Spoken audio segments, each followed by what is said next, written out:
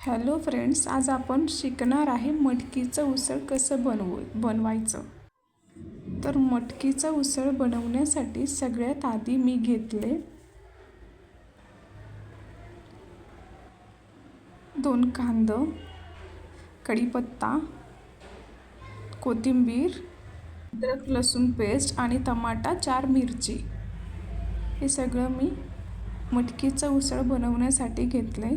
मग नंतर उसळ चांगलं धुवून घेतले 2दा, थोडंसं गरम पाणी टाकून, ज्याने वरचं सगळं मटकीचं साल जाईल आणि स्वच्छ हेल्दी बनवेल. आपल्या शरीरासाठी पण ती कुठली पण भाजी आपण करताना धुवून घेणं गरजेचं असतं. तर बघा, मी पूर्ण धुवून घेतले, साल पूर्ण वरचं गेलेलं आहे. आणि सगळ्या भाज्या मी कट करून घेतली, कांदा, टोमॅटो आणि मिरची वगैरे. आणि आता 2 चमचा ऑइल घेत आहे. 250 ग्रॅम मटकीला 2 स्पून ऑइल घेतले. आणि आता जिरे घालत आहे त्या गरम ऑइलमध्ये.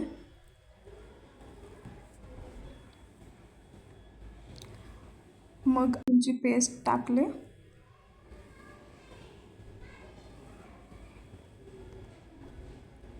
आता कढीपत्ता ॲड केले त्याच्यामध्ये.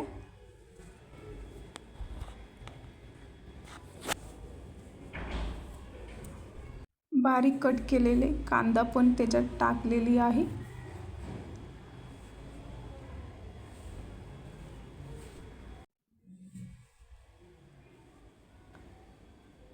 पूर्ण मिक्स करत आहे, ज्याने आपलं मटकीचं उसळ एकदम टेस्टी बनेल.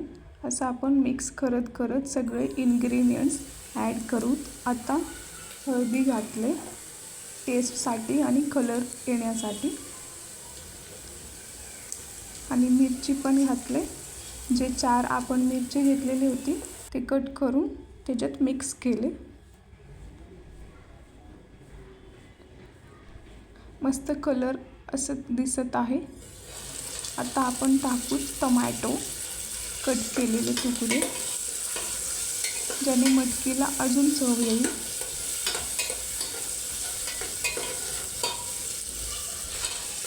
साधं सोपं बनवत आहे मी एकदम.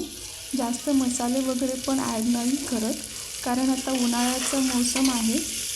तर आपण एकदम साधं जेवण खाल्लेलंच चांगलं होईल आपल्या शरीरासाठी. त्यासाठी मी जास्त मसाले नाही टाकले. बघा, मी कोथिंबीर टाकले आणि मटकी धुलेलं त्याच्यात मिक्स केले.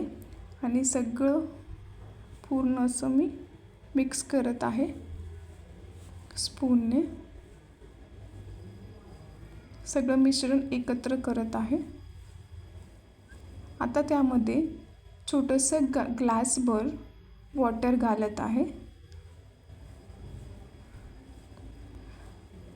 2 ग्लास पाणी मी त्याच्यात मिक्स केले, ज्याने आपण नंतर कुकरला शिट्ट्या येण्यासाठी इझी होईल. म्हणजे पूर्ण ते गरम होईल आणि लवकर शिजेल आपण पाणी घातल्यानंतर. त्यासाठी मी पाणी घातले. मग आता आपण 3 शिट्ट्यांसाठी मी कुकर लावले. आणि आता बघू शकता आपण 3 शिट्ट्यानंतर मी कुकरची झाकण काढून बघत आहे. बघा, मस्त अशी भाजी रेडी आहे आपली.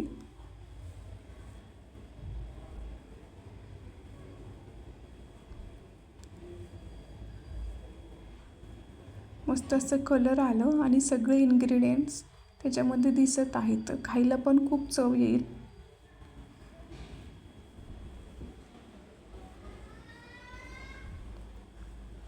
बघा, आता मी ते एका बाउलमध्ये घेतले आणि रेडी केले प्लेट.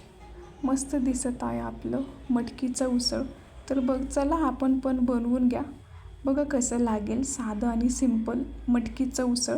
आणि मला पण सांगा, कमेंट करा की कशी झाली. Thank you for watching my videos. आणि लाईक सबस्क्राईब डेफिनेटली करा माझ्या चॅनलला द काव्याज किचनला. थँक्यू.